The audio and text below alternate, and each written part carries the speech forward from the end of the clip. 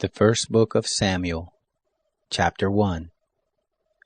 Now there was a certain man of Ramathaim Zophim, of the hill country of Ephraim, and his name was Elkanah, the son of Jeroham, the son of Elihu, the son of Tohu, the son of Zuph, an Ephraimite.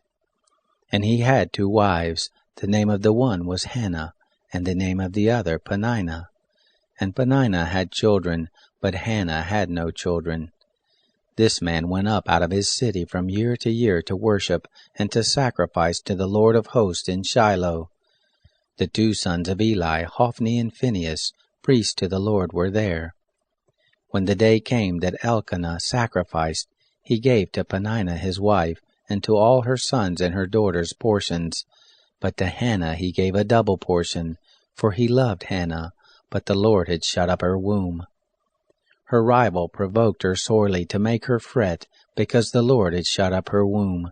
As he did so year by year when she went up to the house of the Lord, so she provoked her.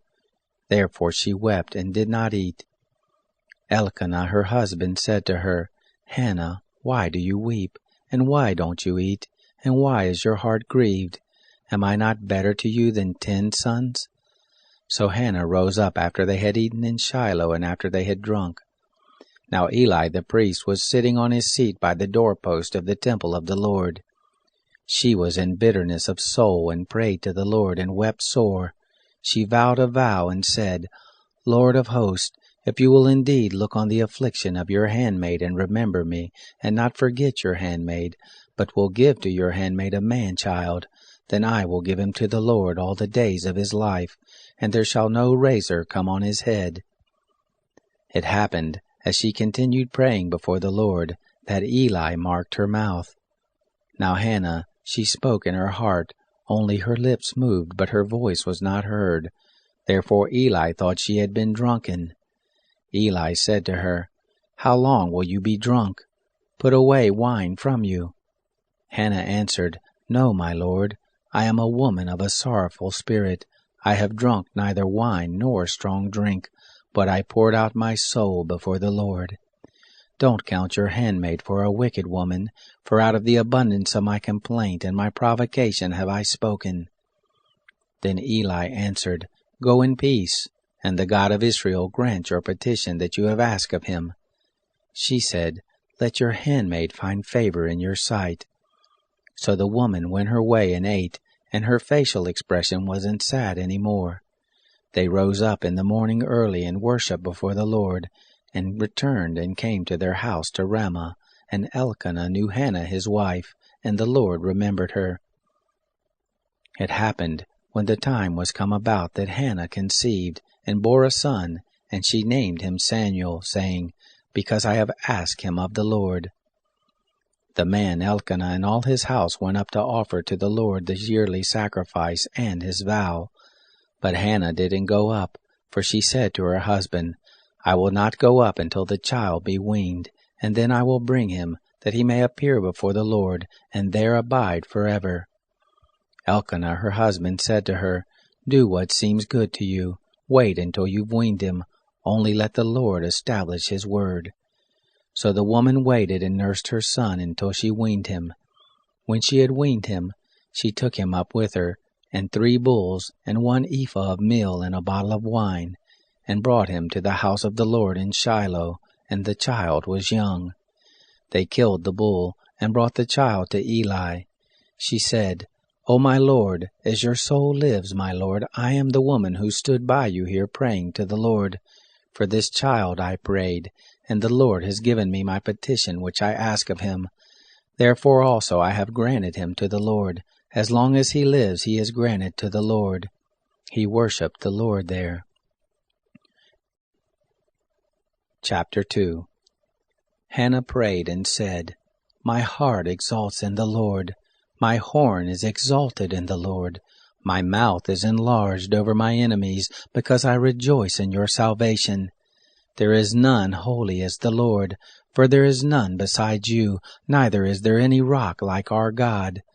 Talk no more so exceedingly proudly. Don't let arrogance come out of your mouth, for the Lord is a God of knowledge. By him actions are weighed. The bows of the mighty men are broken. Those who stumbled are girded with strength. Those who were full have hired themselves out for bread. Those who were hungry have ceased to hunger. Yes, the barren has borne 7. She who has many children languishes. The Lord kills and makes alive. He brings down to Sheol and brings up. The Lord makes poor and makes rich. He brings low, he also lifts up. He raises up the poor out of the dust. He lifts up the needy from the dunghill to make them sit with princes.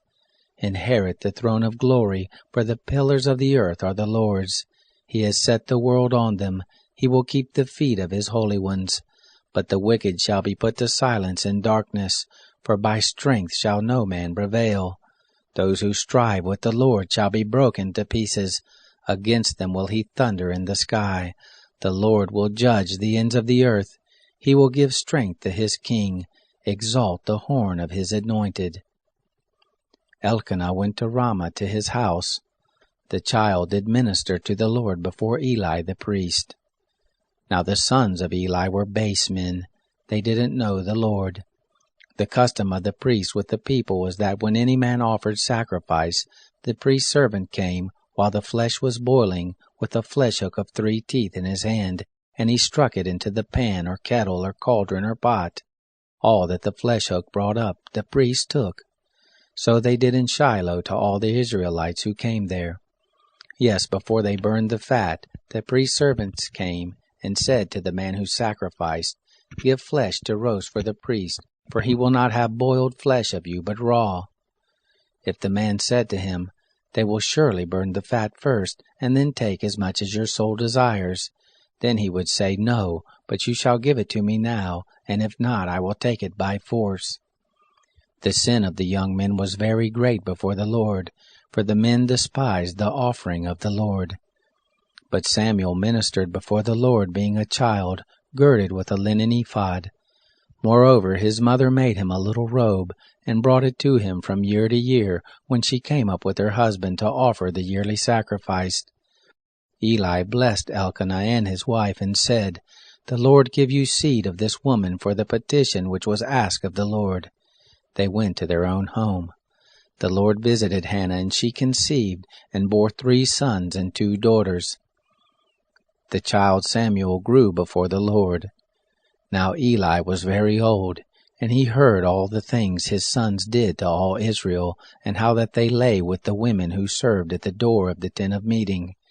He said to them, Why do you do such things? For I hear of your evil doings from all this people. No, my sons, for it is no good report that I hear. You make the Lord's people to disobey. If a man sin against another, God shall judge him. But if a man sins against the Lord, who shall entreat for him? Notwithstanding, they didn't listen to the voice of their father, because the Lord was minded to kill them. The child Samuel grew on and increased in favor both with the Lord and also with men. There came a man of God to Eli and said to him, Thus says the Lord, Did I reveal myself to the house of your father, when they were in Egypt in bondage in Pharaoh's house?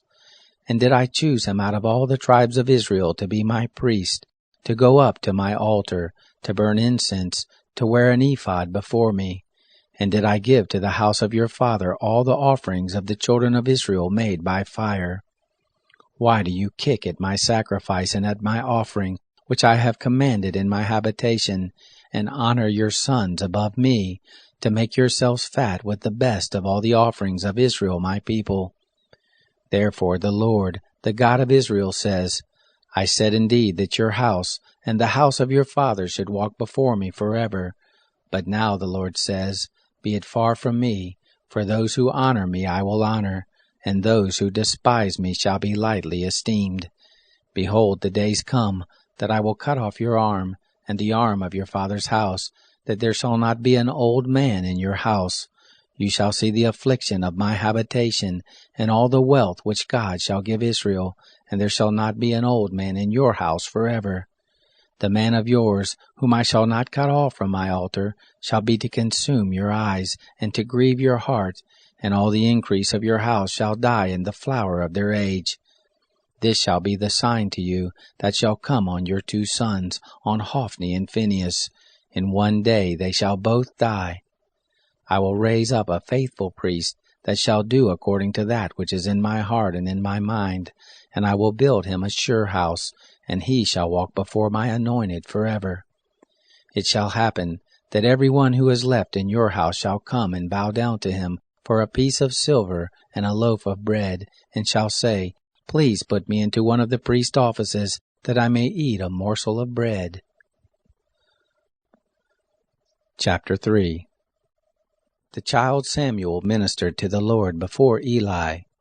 The word of the Lord was precious in those days. There was no frequent vision. It happened at that time, when Eli was laid down in his place. Now his eyes had begun to grow dim so that he could not see, and the lamp of God hadn't yet gone out, and Samuel had laid down to sleep in the temple of the Lord, where the ark of God was, that the Lord called Samuel, and he said, Here I am. He ran to Eli and said, Here am I, for you called me. He said, I didn't call. Lie down again. He went and laid down. The Lord called yet again, Samuel. Samuel arose and went to Eli and said, Here I am, for you called me. He answered, I didn't call, my son. Go lie down again. Now Samuel didn't know the Lord, neither was the word of the Lord yet revealed to him. The Lord called Samuel again the 3rd time. He arose and went to Eli and said, Here am I, for you called me. Eli perceived that the Lord had called the child. Therefore Eli said to Samuel, Go, lie down, and it shall be, if he call you, that you shall say, Speak, Lord, for your servant hears. So Samuel went and lay down in his place. The Lord came and stood, and called as at other times, Samuel, Samuel. Then Samuel said, Speak, for your servant hears. The Lord said to Samuel, Behold, I will do a thing in Israel, at which both the ears of everyone who hears it shall tingle. And that day I will perform against Eli all that I have spoken concerning his house, from the beginning even to the end.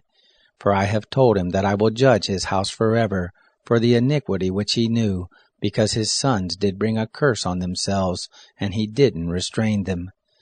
Therefore I have sworn to the house of Eli, that the iniquity of Eli's house shall not be expiated with sacrifice nor offering forever.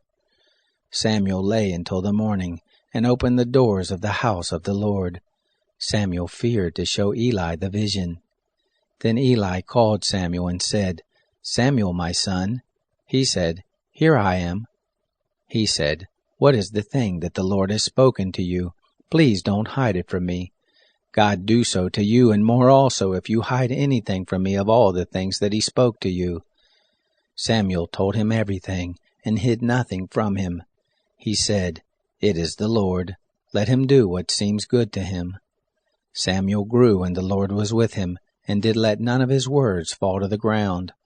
All Israel from Dan even to Beersheba knew that Samuel was established to be a prophet of the Lord. The Lord appeared again in Shiloh, for the Lord revealed himself to Samuel in Shiloh by the word of the Lord. Chapter 4. The word of Samuel came to all Israel. Now Israel went out against the Philistines to battle, and encamped beside Ebenezer, and the Philistines encamped in Aphek. The Philistines put themselves in array against Israel, and when they joined battle, Israel was struck before the Philistines, and they killed of the army in the field about 4,000 men. When the people were come into the camp, the elders of Israel said, Why has the Lord struck us today before the Philistines? Let us get the ark of the covenant of the Lord out of Shiloh to us, that it may come among us, and save us out of the hand of our enemy. So the people sent to Shiloh, and they brought from there the ark of the covenant of the Lord of hosts, who sits above the cherubim. And the 2 sons of Eli, Hophni and Phinehas, were there with the ark of the covenant of God. When the ark of the covenant of the Lord came into the camp, all Israel shouted with a great shout, so that the earth rang again. When the Philistines heard the noise of the shout, they said, What means the noise of this great shout in the camp of the Hebrews? They understood that the ark of the Lord had come into the camp. The Philistines were afraid, for they said, God is come into the camp. They said, Woe to us, for there has not been such a thing before. Woe to us, who shall deliver us out of the hand of these mighty gods? These are the gods that struck the Egyptians with all manner of plagues in the wilderness. Be strong and behave yourselves like men, O you Philistines, that you not be servants to the Hebrews, as they have been to you. Quit yourselves like men and fight. The Philistines fought, and Israel was struck, and they fled every man to his tent, and there was a very great slaughter, for there fell of Israel 30,000 footmen. The ark of God was taken, and the 2 sons of Eli, Hophni and Phinehas, were slain. There ran a man of Benjamin out of the army, and came to Shiloh the same day, with his clothes torn, and with earth on his head. When he came, behold, Eli was sitting on his seat by the road watching, for his heart trembled for the ark of God. When the man came into the city and told it, all the city cried out. When Eli heard the noise of the crying, he said, What means the noise of this tumult? The man hurried and came and told Eli. Now Eli was 98 years old, and his eyes were set so that he could not see. The man said to Eli, I am he who came out of the army, and I fled today out of the army. He said, How went the matter, my son? He who brought the news answered, Israel is fled before the Philistines, and there has been also a great slaughter among the people, and your 2 sons also, Hophni and Phinehas, are dead, and the ark of God is taken. It happened, when he made mention of the ark of God, that Eli fell from off his seat backward by the side of the gate, and his neck broke, and he died, for he was an old man and heavy. He had judged Israel 40 years. His daughter-in-law, Phinehas' wife, was with child near to be delivered, and when she heard the news that the ark of God was taken, and that her father-in-law and her husband were dead, she bowed herself and brought forth, for her pains came on her. About the time of her death, the women who stood by her said to her, Don't be afraid, for you have brought forth a son. But she didn't answer, neither did she regard it. She named the child Ichabod, saying, The glory is departed from Israel, because the ark of God was taken, and because of her father-in-law and her husband. She said, The glory is departed from Israel, for the ark of God is taken. Chapter 5. Now the Philistines had taken the ark of God, and they brought it from Ebenezer to Ashdod. The Philistines took the ark of God, and brought it into the house of Dagon, and set it by Dagon. When they of Ashdod arose early on the next day, behold, Dagon was fallen on his face to the ground before the ark of the Lord.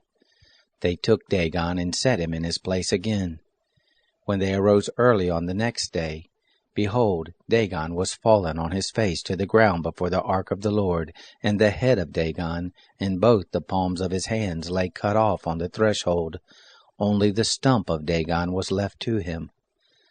Therefore neither the priest of Dagon, nor any who come into Dagon's house, tread on the threshold of Dagon in Ashdod to this day. But the hand of the Lord was heavy on them of Ashdod, and he destroyed them, and struck them with tumors, even Ashdod and the borders of it. When the men of Ashdod saw that it was so, they said, The ark of the God of Israel shall not abide with us, for his hand is sore on us, and on Dagon our God. They sent therefore and gathered all the lords of the Philistines to them, and said, What shall we do with the ark of the God of Israel? They answered, Let the ark of the God of Israel be carried about to Gath. They carried the ark of the God of Israel there. It happened that after they had carried it there, the hand of the Lord was against the city with a very great confusion, and he struck the men of the city, both small and great, and tumors broke out on them. So they sent the ark of God to Ekron. It happened as the ark of God came to Ekron that the Ekronites cried out, saying, They have brought about the ark of the God of Israel to us, to kill us and our people. They sent and gathered together all the lords of the Philistines, and they said, Send the ark of the God of Israel away, and let it go again to its own place, that it not kill us and our people. for there was deadly confusion throughout all the city. The hand of God was very heavy there. The men who didn't die were struck with the tumors, and the cry of the city went up to heaven.